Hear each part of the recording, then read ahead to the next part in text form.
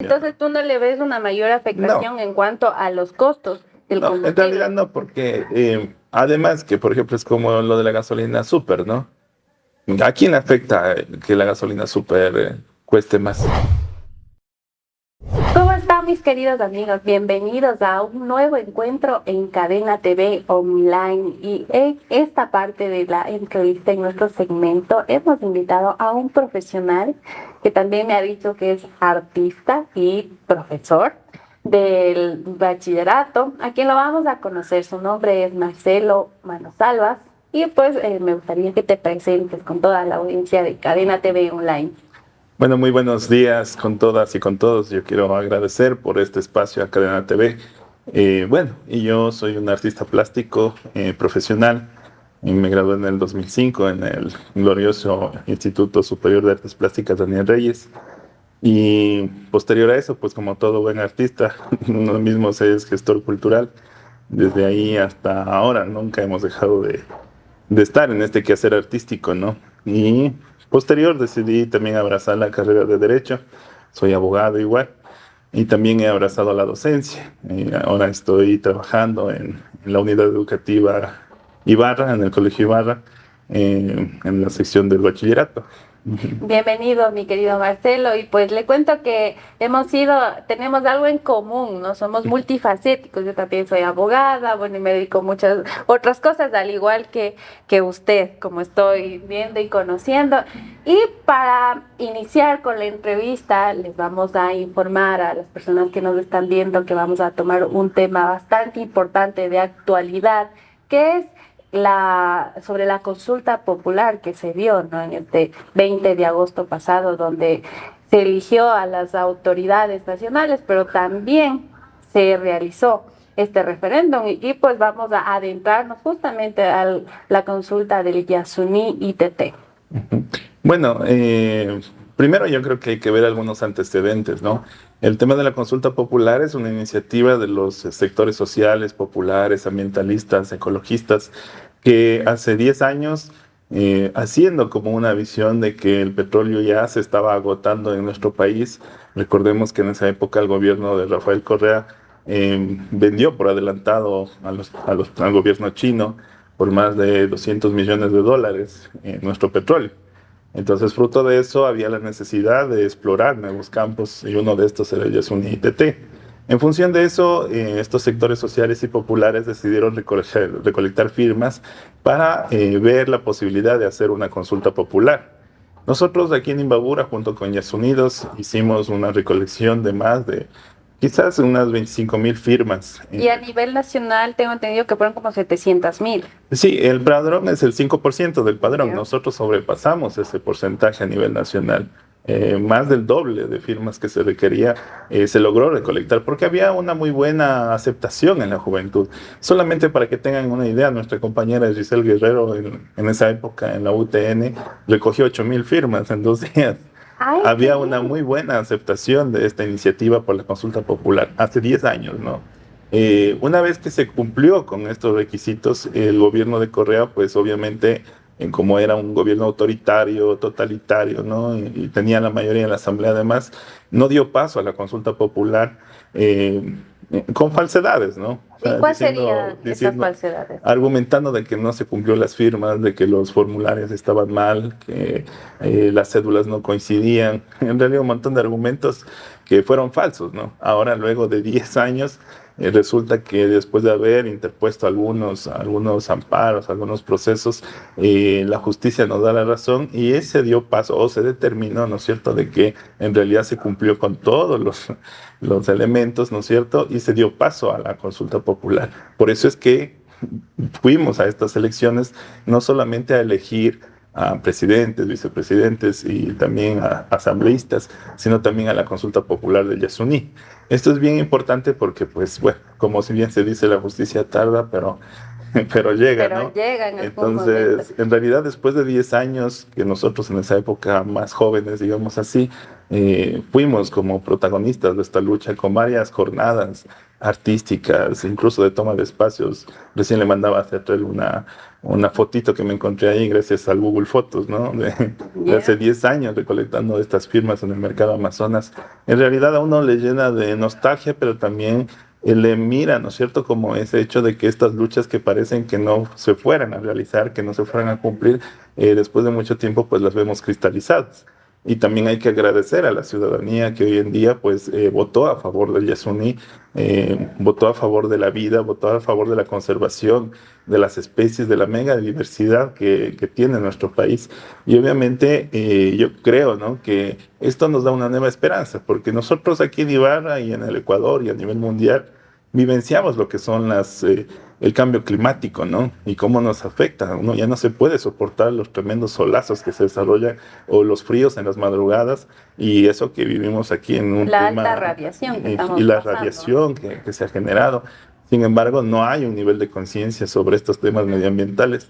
Pensamos que nuestro planeta va a seguir, como decir, existiendo, ¿no? O incluso dialogar sobre las fuentes de agua dulce, ¿no? Que es importante. Ibarra mismo es un cantón que le hace falta agua, que no todos los barrios de Sí, nuestro cantón tienen agua. Hay barrios en Alpachaca, en San Antonio de Ibarra, que tienen una vez a la semana agua. Y claro, nosotros como vivimos de pronto en barrios urbanos, en el centro, que tienen todos los servicios básicos, pensamos que al abrir la llave, ¿no es cierto?, siempre va a caer agua y no pensamos de dónde viene este líquido vital y no preveemos de que en un futuro no muy lejano, ¿no es cierto?, se van a acabar estas fuentes de agua y ¿qué vamos a hacer? ¿Qué van a hacer nuestros hijos? ¿Qué van a hacer las futuras generaciones? Entonces, hoy es el momento de que reflexionemos sobre el cuidado del medio ambiente, sobre el cuidado del agua, sobre el cuidado de la biodiversidad y de la fauna, ¿no?, que tenemos. ya. En este caso tú dices que fueron activistas hace 10 años junto a Yasumidos. ¿Tienen aquí algún grupo ambientalista? ¿Cómo se llama? Bueno, nuestro colectivo se llama Somos Yasuní en esta ocasión, en donde pues están las organizaciones sociales y populares que históricamente hemos luchado por los derechos colectivos de los trabajadores, de O pueblos sea, y no nacionalidades. solamente a nivel ambientalista, sino también Exacto. en otros En ámbitos. otros ámbitos. Nosotros somos una red de organizaciones sociales en donde se encuentran trabajadores, sindicalistas, campesinos, artistas, mujeres, feministas, juventudes, en realidad hasta jubilados, ¿no? Porque aquí en el Ecuador, incluso hasta que después de jubilarte tienes que seguir luchando para exigir la pensión jubilar o para que el Estado, ¿no es cierto?, pueda cumplir con sus deberes. Mira, yo para esta entrevista he tenido que ver y escuchar a varios expertos que están unos a favor y en contra del resultado que se dio. Lógicamente, en las elecciones pasadas ganó el sí a que no se debe de explotar el petróleo, el oro negro de nuestra selva amazónica, en especial pues del campo 43 del Yasuní. Ya, ¿tú qué les dices a esas personas que están en contra y que tienen un argumento bastante sólido? Porque dice, el Ecuador es un país petrolero, desde la época de los 60 ha venido explotando, no es la primera vez. Y de eso se ha mantenido el mayor ingreso de recursos que tiene el Estado para solventar. Entonces, ¿cuáles serían las actividades o de dónde se sacaría este dinero que ya no se va a percibir porque ya el petróleo se va a quedar bajo tierra? Ya, ¿cuál sería la alternativa para cubrir ese déficit fiscal que va a tener el Estado ecuatoriano? Bueno, primeramente hay que analizar de que el primer ingreso del Ecuador nunca ha sido el petróleo, ¿no? Siempre ha sido el IVA y el segundo ingreso del Ecuador es el impuesto a la renta.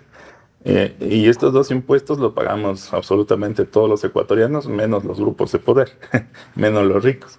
De hecho, el mismo Álvaro Noboa Padre da unas declaraciones en las que él plantea pagar, ¿no es cierto?, los impuestos, que es por más de 80 millones de dólares, antes de que le decomisen su hacienda La Bonita, ¿no? En la época correísta Sí. mismo. Imagínense lo que significa eso, ¿no? Es decir, si los grupos de poder del Ecuador pagarían sus impuestos, en realidad no habría necesidad ni siquiera de explotar el Yasuní, de explotar pozo petrolero, solamente con que cumplan sus obligaciones. Sin embargo, los grupos de poder son los que de alguna manera tienen incluso los negociados en las empresas petroleras y ahora también en las empresas mineras. Noboa Hijo, que es el actual candidato a presidente, tiene invertido, ¿no es cierto?, acciones en las empresas transnacionales mineras.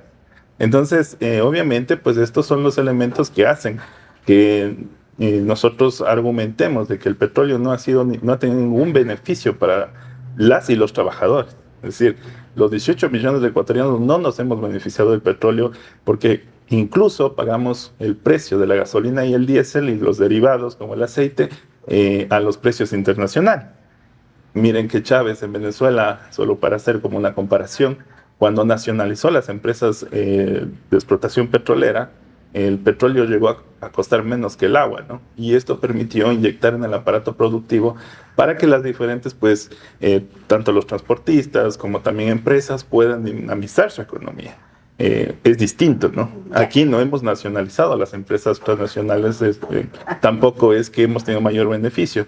Nuestro petróleo es de mala calidad y tiene una sanción y por ende hay veces, incluso ha habido años que hemos explotado a pérdida. Es decir, no es como en Venezuela, que el petróleo es de máxima calidad, digamos así, y tiene las fuentes de petróleo más grandes del mundo. Entonces, en realidad nosotros, el beneficio del petróleo es mínimo. Incluso la provincia en la que se ha explotado más este elemento natural, que es Orellana, no tiene carreteras, no tiene incluso servicios básicos. Allá el aire se puede respirar hasta los 25 años. No hay un hospital, se llama un subcentro tipo B que le hace parecer hospital. Y también, ¿no es cierto?, no tienen universidad. Yeah. Entonces no hay un beneficio ni para su provincia, peor aún para los 18 millones de ecuatorianos. Ya, tú me mencionabas sobre que los primeros ingresos son el IVA y, bueno, el costo el impuesto a la renta, ya. ¿Tú crees que la solución que tomaría el gobierno que venga, el que sea electo en estas próximas elecciones, sería incrementar impuestos, incrementar el IVA? Porque como tú dices, el grupo de poder que lo manejan son los que menos pagan, los empresarios, los que más deberían aportar al país, son los que se han lavado las manos, los que están incluso en la política. Es posible que llegue un empresario a la presidencia, no lo sabemos, pero hay esa posibilidad. ¿Qué garantía hay de que ellos paguen? Y si no les van a cobrar a estos grupos hegemónicos de poder, entonces vamos a caer en lo mismo de siempre. Va a tener que pagar el pueblo, asumir esta responsabilidad. Y aquí nos vemos en un gran problema, porque somos nosotros a los que nos van a subir los impuestos, el IVA, el impuesto a la renta. Bueno, hay que tomar en cuenta que primero ellos tienen que ser responsables con su país, como ciudadanos, ¿no? Como todos. Pero no Yo lo le digo, sido. por ejemplo, ¿no? Una persona cualquiera se pone un emprendimiento de vender ropa o de ponerse una tiendita en la esquina del barrio. El SRI a la semana le está llegando y le está multando y le está poniendo clausura. O hemos visto aquí incluso en el centro de la ciudad este claro ejemplo. ¿Por qué no hace lo mismo con los ricos, con los grupos de poder? Porque ellos son los que manejan la política aquí en nuestro país. Exacto. Entonces, eso es lo que tenemos que cambiar. Es decir, como exigimos que los ricos cumplan con sus responsabilidades. El gobierno de Lasso acaba de emitir un nuevo proyecto de ley justamente que tiene estas reformas que tú dices, es decir, que sigamos siendo los trabajadores los que paguemos más y a ellos incluso se les disminuye el impuesto a la exportación de divisas. Impuestos, intereses. Entonces, ahí está la respuesta, ¿no? En tu misma argumentación me estás dando la razón. Y hay otro elemento importante, otra propuesta que hemos levantado, que es la nacionalización de las empresas telefónicas. Acaba de acabarse el contrato con Claro y Movistar, ¿no es cierto? Y imagínense las ganancias que tienen estas empresas. Al momento de nacionalizarlas, obtendríamos 3 veces más incluso de lo que vamos a obtener de la explotación petrolera o minera. Entonces, la respuesta está ahí. Pero claro, o sea, necesitamos nosotros tener un gobierno distinto, un gobierno que piense en los 18 millones de ecuatorianos y no piense en las 5.000 familias que históricamente nos han gobernado. Entonces, este es el elemento. Lastimosamente, la propuesta que tienen los sectores sociales y populares hacia la presidencia de la República no tuvo la acogida que quisiéramos, Pero ahora está entre el cáncer y el SIDA, ¿no? Entre Así el es. correísmo y Novoa. En realidad nosotros no tenemos en que cómo elegir. Hemos decidido votar nulo porque no vamos a ser responsables de la debacle o de la desgracia que vaya a pasar en el país durante este año o durante los próximos 6 años. En realidad es complicado el escenario. Sin embargo, pues nosotros siempre hemos dado alternativas, tanto como las alternativas que estamos planteando para obtener los recursos necesarios para que el país salga adelante o la alternativa política electoral. Además, yo creo que sea cual sea el escenario, las organizaciones sociales y populares siempre van a tener la posibilidad de movilizarse y defender los derechos. Si no se ha explotado hasta ahora la minería, si no se ha contaminado nuestros páramos, si no se ha contaminado nuestra agua aún en los niveles que ha sucedido en Perú, en Colombia, en Chile o en los otros países del mundo, es gracias a que aquí existe un fuerte movimiento social y popular que ha luchado históricamente por los derechos. Si no, no tuviéramos ni educación bilingüe, ni siquiera tuviéramos universidad del Estado. Porque imaginen que el objetivo de la derecha siempre ha sido implantar a rajatabla, digamos así, el plan neoliberal impuesto por los Estados Unidos. Y eso no se ha permitido en nuestro país. Mira, y actualmente el presidente Guillermo Lasso es el que dice que no va a acatar esa orden, ¿no? Obviamente que con el fallo de la Corte Constitucional, pues le da un año de plazo, ¿no? Para que puedan quitar la infraestructura que ya está ahí, que puedan quizá dejar como estaba, ojalá remediar el impacto ambiental, pero el actual gobierno está lavándose las manos, ¿no? Y creo que es una estrategia dejarle al próximo que venga, el que sea electo, este problema. Y yo no sé qué va a pasar, si en verdad lo van a cumplir o van a impugnar o van a ver una forma, porque como lo he visto en muchos analíticos económicos, dicen que sí es necesario esos recursos. Lo que ellos aprueban y ven que se debe es cuidar, cumplir las normas ambientales para que se evite contaminar, pero que es necesaria la explotación Sí. de este oleoducto. Ahora sobre las normas ambientales es gracioso porque se supone que las empresas transnacionales para entrar a cualquier territorio tienen que tener estas y deben normas. cumplirlas. Y la mayoría del país está concesionado a las empresas transnacionales mineras. ¿Y quién aprobó esos planes medioambientales? Si Buenos Aires mismo es un sitio igual mega diverso y tiene además, ¿no es cierto?, pueblos que están viviendo ahí en ese territorio, no se ha hecho la consulta previa, que no es lo mismo, ¿no es cierto?, que la consulta popular. Y obviamente, pues tienen las concesiones mineras. ¿Quién ha dado? El gobierno ecuatoriano, junto con los grupos de poder, porque pues tienen ahí los negociados y sus intereses. Entonces ahora los mismos que estaban explotando el petróleo, como ya se agotó esa fuente, son los mismos que ahora quieren el extractivismo megaminero. Entonces, en realidad al pueblo ecuatoriano lo único que le queda es la organización, la unidad y la lucha. Es un proceso de resistencia. Gane quien gane, porque recordemos que si gana el correísmo, ¿quién fue el que evitó la consulta popular para el Yasuní? Fue Rafael Correa.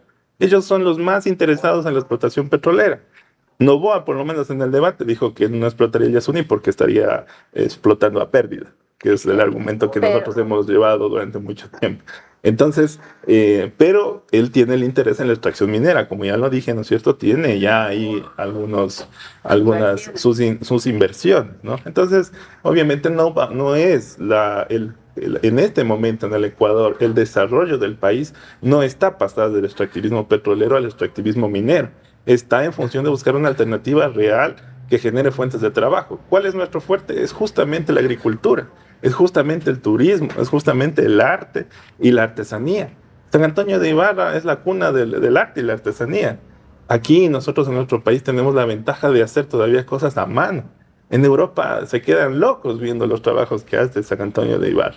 Y allá tiene un precio incluso 10 veces más de lo que nosotros pagamos aquí en Ecuador. Entonces, cuando pensamos que el mercado es Ibarra, que el mercado es el Ecuador, estamos jodidos. Lo que necesitamos es un presidente que posicione a nivel mundial la marca Ecuador y que nuestros artesanos y que nuestros artistas puedan estar en todos los rincones del mundo, como ha hecho el pueblo Otavalo. Incluso a nivel mundial, el Ecuador no es conocido. ¿Quién es conocido? Es Otavalo. Porque los otavalos, a través de su música, de su identidad, de su arte, han logrado posicionarse en todos los rincones del mundo. E incluso no solamente su arte, sino también su ritualidad. El 21 de junio se baila el Inti Raymi en varias partes del mundo gracias al pueblo otavalo.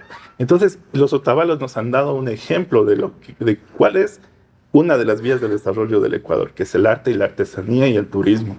Pero yo creo que lo más importante aquí es aprovechar la gran cantidad de pisos climáticos que tiene el Ecuador y más bien potenciar al Ecuador en su capacidad productiva agrícola. Y tomando tu idea sobre la agricultura que tú lo mencionaste, me gustaría saber tu opinión. ¿Qué va a pasar con los combustibles luego de esto? Porque esto se viene con una afectación. ¿Será que nos quitan el subsidio con este tema de que ya no hay ingresos petroleros, ya no hay oleoducto? ¿Qué va a pasar en este año? Sí, yo creo que la consulta del Yasuní y la victoria del Chocó Andino nos lleva a repensar en el cambio de la matriz productiva, es decir, a cambiar la visión que tenemos hoy como humanidad. Si nosotros queremos tener un futuro para nosotros mismos y para nuestros hijos y las futuras generaciones, tenemos que cambiar la forma de cómo estamos ahorita viendo el mundo. Es decir, tenemos que empezar a reciclar, tenemos que empezar a cambiar los combustibles fósiles por el tema eléctrico, por el tema hídrico, es decir, hay varias formas, ¿no es cierto?, de generar sí hay alternativas, pero que no se van a dar enseguida, o sea, que no se van a dar de hoy para mañana, que van a tener su proceso, su transición. Y mientras tanto, que va a haber una afectación, porque donde se se quiten los subsidios y se suban los precios, va a haber una gran conmoción. Sí, pero nosotros ya venimos pagando el precio de la gasolina y el diésel a los precios internacionales, o sea, no hay mayor O sea, cambio. entonces tú no le ves una mayor afectación en cuanto a los costos del combustible. En realidad no, porque además que, por ejemplo, es como lo de la gasolina súper, ¿no? ¿A quién afecta que la gasolina súper cueste más? No sé si nosotros ponemos gasolina súper a nuestros vehículos, ¿no? Entonces, Claro, es la eso, mayoría ¿no? de personas no. Pero sí hay que cambiar, es decir, tenemos que más bien dejar de utilizar el petróleo y empezar a ver otras posibilidades. Como tú dices, otras posibilidades podría ser como las baterías, Los vehículos eléctricos o hídricos, o incluso de otras fuentes, ¿no?, que existen, que ya existen. El problema es que el negociado del petróleo es el que no permite que se implementen estas alternativas. Entonces es importante pensar, porque al pensar en la naturaleza, al pensar en el cuidado del medio ambiente, estamos pensando en nosotros, en nuestra vida. Entonces, cuando ganó el Yasuní, cuando ganó el Chocó Andino, no ganó estos territorios, ganamos nosotros como humanidad en esa posibilidad de darnos una nueva oportunidad de vivir de una forma amigable con el ambiente. Claro, y también había escuchado que las personas, las poblaciones indígenas, las personas no contactadas que habitan en esta zona del Yasuní, pues también se van a respetar ese territorio que se estaban viendo afectados. Ahora, como lo decía un experto petrolero, son 80 hectáreas donde están los campos del Yasuní, donde hay la extracción del oleoducto, a comparación del 1.000.000 de hectáreas que no se han tocado. Entonces, ¿cómo le ves tú este argumento de que según ellos no es una pequeña parte nomás, que es algo muy pequeño a la comparación de todo lo que es el Parque Nacional Yasuní? Sí, justamente ese fue el argumento del correísmo en su momento, ¿no?, de que si explotara apenas el 10% del Yasuní, y de hecho lo explotó, o sea, lo están explotando. No es que no se ha tocado, ¿no? En este momento se está explotando. Ahí están los campos. Sí, ahora es justamente eso. Lo que hay que hacer es parar, ¿no es cierto?, y remediar, porque el daño es tan grave y tan complicado que no alcanzaremos a entender la dimensión de la afectación, no solo medioambiental, sino también cultural. Solamente miremos a la nacionalidad guaraní. Se han convertido en alcohólicos. Gracias ¿a quién? A la explotación petrolera, porque ellos, ¿de qué vivían? No es que son agricultores, no son artesanos, no son pequeños emprendedores. El pueblo guaraní vivía de la selva, vivía de los animales, de la caza y de la pesca, de la recolección. Entonces, cuando llega la extracción petrolera, hace, ¿no es cierto?, que se trastoque la identidad cultural de este pueblo milenario, que ni siquiera sabía que existía Diosito, ¿no es cierto?, ni siquiera sabía que nos conquistaron los incas ni los españoles. Y obviamente es como que toda la civilización, entre comillas, les llega por encima. De este grupo se divide otro subgrupo que dice, bueno, nosotros no queremos la evangelización, no queremos aquí riqueza, no queremos desarrollo, y más bien nos refundimos a la selva, que son los no contactados, que nacen de esta división, y ellos dicen, nosotros no queremos saber nada de afuera y nos vamos más adentro. Incluso, para que tengan una idea, quien conoce el Oriente, la ciudad del Coca era el territorio en donde ellos habitaban, donde estaba asentado el pueblo guaraní. Miremos ahora en dónde está asentado el pueblo guaraní y dónde está asentado el pueblo taromenani y tagaere. Es decir, es mucho más adentro. Entonces hemos invadido, hemos colonizado este territorio, le hemos alienado su identidad cultural, hemos cambiado y trastocado su modo de vida. Entonces es una afectación que ninguna reparación va a lograr reparar, si lo vemos desde el lado cultural, desde el lado antropológico. Peor aún, ¿no es cierto?, ya desde el lado medioambiental. Se dice y se sabe, ¿no es cierto?, conciencia cierta, que en un pedazo, ¿no es cierto?, en una hectárea de Yasuní hay más megadiversidad que en todo Estados Unidos y Canadá juntos. Entonces, eso es lo que estamos ahorita trastocando, lo que hemos destruido. Y digo, lo vemos porque somos parte de todo esto, ¿no? Y obviamente, si bien nosotros estamos del lado de la resistencia y de la lucha, yo creo que es importante que a la final asumamos esta responsabilidad.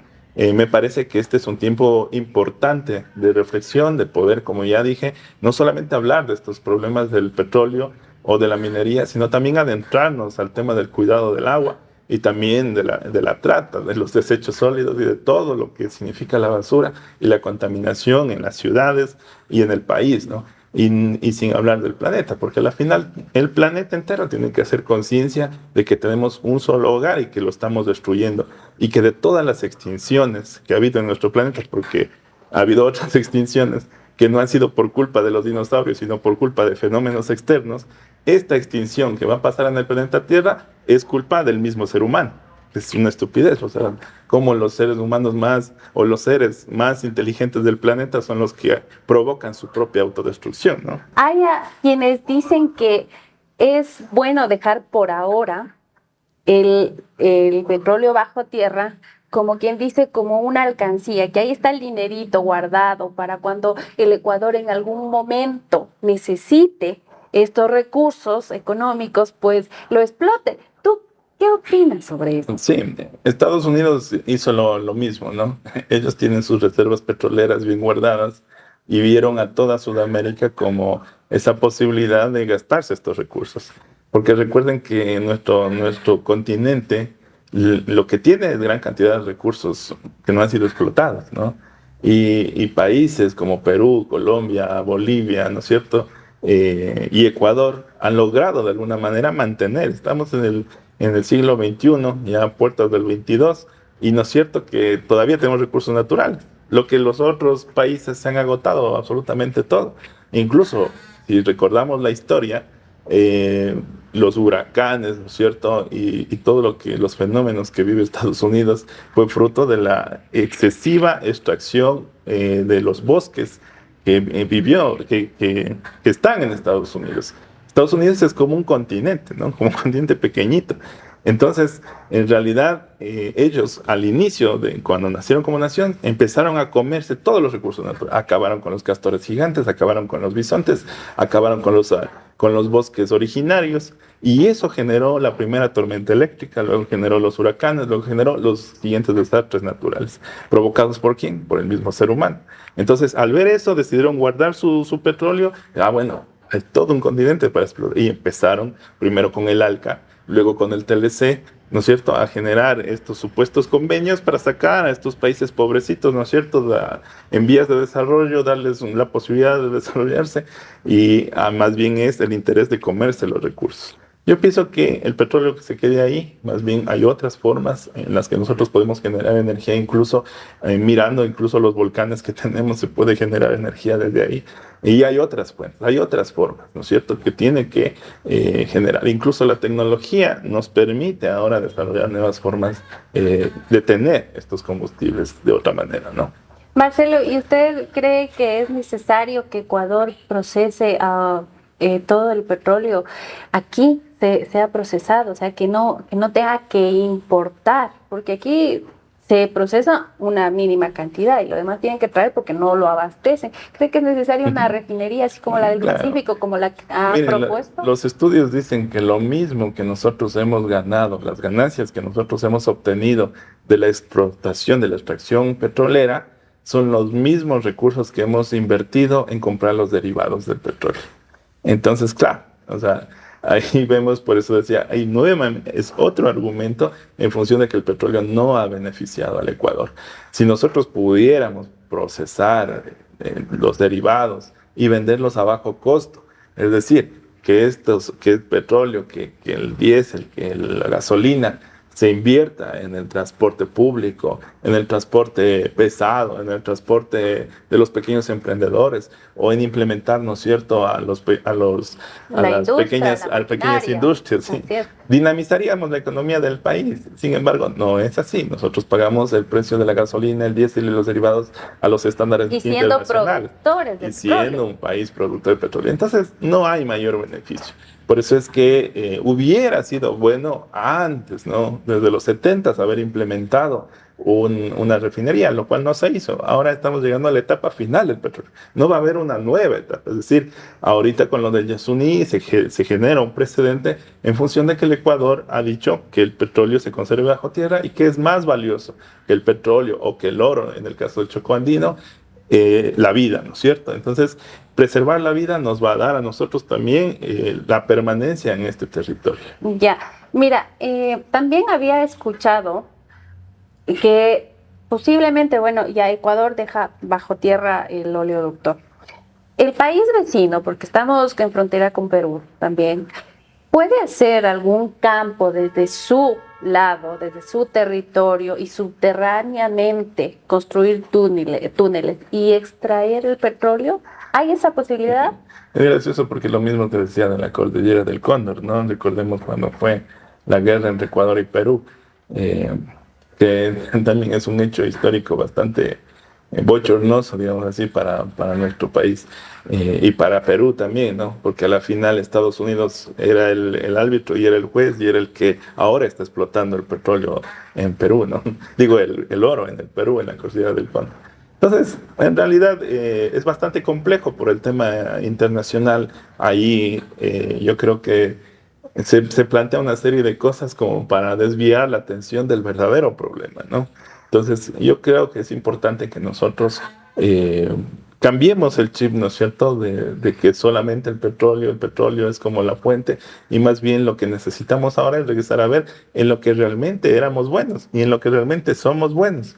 Porque el petróleo se empieza a explotar desde los años 70 en adelante, cuando nosotros en ese momento teníamos un boom, ¿no es cierto?, en función de la explotación La exportación. de la exportación del banano, del cacao, del café, ¿no es cierto? Y si hubiéramos seguido explorando un poco, imaginemos que hoy estamos exportando guarango, ¿no?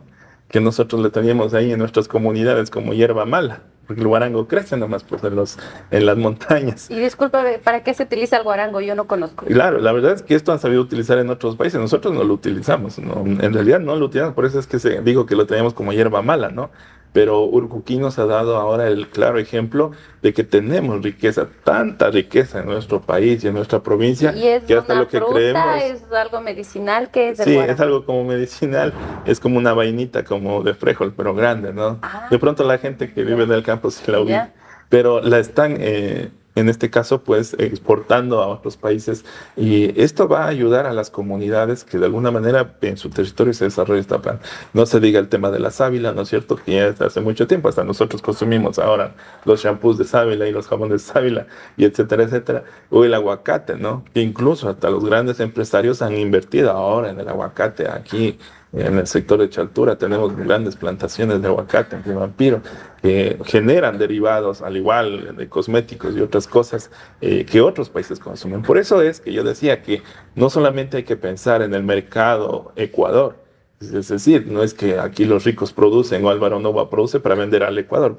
No es así. Más bien el rechazo dejan en el Ecuador y lo demás exportan al mundo. Lo mismo tenemos que nosotros pensar hoy en día. Es decir, pensar que el mercado es el mundo, es Europa, son otros países, en donde incluso le dan un valor superior al que nosotros le damos. No solamente a la artesanía, sino también a nuestros productos. En el Ecuador nosotros a veces tenemos sandía casi todo el año, ¿no? Y resulta que hay países como en Alemania que les llega la sandía una vez al año. Y una sandía cuesta $50. Y eso lo digo porque tengo un compañero que vive allá, ¿no? Y añora regresar al Ecuador para ir al mercado y ver todo de colores y ver todo esa tan variedad y a y bajo fresco costo, o y sea, bajo es muy costo, accesible exacto, realmente. Cuando uno se sale del país se da cuenta que uno es privilegiado aquí en esta exacto. tierra maravillosa en la que vivimos. Mira, y en cuanto al turismo, ¿tú crees que el Yasuní y Teté debe ser, se debe hacer un turismo ecológico o definitivamente dejarlo ahí y que la comunidad, las comunidades indígenas y los no contactados hagan su vida como lo llevan desde hace años atrás? Claro, yo creo que los no contactados tienen esa posibilidad de, de defender, digamos, su territorio y de vivir en su cosmovisión. Pero yo creo que con la Nacional Guaraní hay que trabajar el tema del turismo comunitario, que de hecho lo vienen haciendo, ¿no? Yo creo que las mujeres son las más emprendedoras en este caso y que de alguna manera luchan todavía por fortalecer sus elementos de identidad cultural, su idioma, su ritualidad y obviamente dentro de eso yo creo que el turismo es lo mejor. Orellana tiene los delfines rosados que están ya en peligro de extinción por la contaminación petrolera, eh, valga la redundancia, que son los únicos delfines que habitan, ¿no es cierto?, en este sector O sea, es una de agua dulce. especie endémica. Y además que es una cosa maravillosa la inteligencia de estos animalitos, ¿no? Quienes han tenido la posibilidad de visitar este territorio y tener la posibilidad de visitar a los delfines rosados, pues saben de lo que estoy hablando, ¿no? Entonces, eso es importante. Yo creo que el turismo es otra de las fuentes de desarrollo de nuestro país y de hecho nos ha dado hasta ahora el Ecuador grandes inyecciones de dinero, digamos, más allá de los impuestos y del impuesto a la renta. El turismo es una de las fuentes que nos ha permitido a nosotros salir adelante como país. Ya, muy bien. Sabes que aquí llegamos a una conclusión entre los dos, que no es tanto la actividad en sí, sino las personas que administran estos recursos del Ecuador. Y como tú dijiste, como ciudadanos debemos exigir que se cumplan a cabalidad, que se respeten los derechos de la naturaleza, porque es un sujeto de derechos, y también nosotros como personas, como ecuatorianos, ¿no? Eso creo que es lo fundamental ahorita. Es un problema de administración. Cuando no se roba, el dinero alcanza. Así Así es. dice, así dijo nuestro Yecu Pérez. compañero Yacu Pérez, ¿no? Y es una gran verdad. Yo siempre he dicho que si un ama de casa no sería nuestro presidente de la República, le daría cátedra a todos esos economistas que nos han gobernado históricamente y que han estudiado en Estados Unidos, ¿no? En realidad, una ama de casa en medio de la pobreza hace que alcance a todos sus hijos y les da de Y a comer a todos por todos, igual. ¿no? Y a todos por igual. Y cuando va a hacer las compras hasta trae vuelto, ¿no? O sea, es una locura. Entonces, es un problema de administración, de ver cómo administramos los recursos, cómo hacemos que la redistribución de los ingresos sea para los 18 millones de ecuatorianos y no para este pequeño grupo de poder que son estas 5.000 familias que nos vienen gobernando hace décadas, ¿no? La época Entonces, republicana que lleva el sí. Ecuador prácticamente. Bueno, te agradezco muchísimo, sabes que nos has quitado muchas dudas, yo tenía bastantes y es bueno conversar de la forma de pensar que tienen, ¿no? Tanto los ambientalistas, a mí también me gustaría saber la otra parte, los que están en cambio a favor de la explotación, ¿no? Porque siempre hay que ver los dos lados de la moneda, qué nos beneficia o qué nos perjudica, ¿no? Ha sido esta entrega especial, muy buena, bastante interesante. Por favor, les pido que nos hagan sus comentarios, nos den sus likes. Sí, y pues los veo en una próxima entrevista. Conmigo soy Daniela Cadena. Hasta luego y Marcelito. Sí, bueno, muchas gracias por el espacio y más bien darles un abrazo, ¿no? A todas y todos y bueno, de alguna manera invitarles a que se sumen, ¿no? A que se sumen a la lucha social, a la lucha popular, a la lucha de las juventudes, por mejor educación, por una salud de calidad y también por mejores condiciones de vida para todas y todos. Hasta luego. Muchísimas gracias.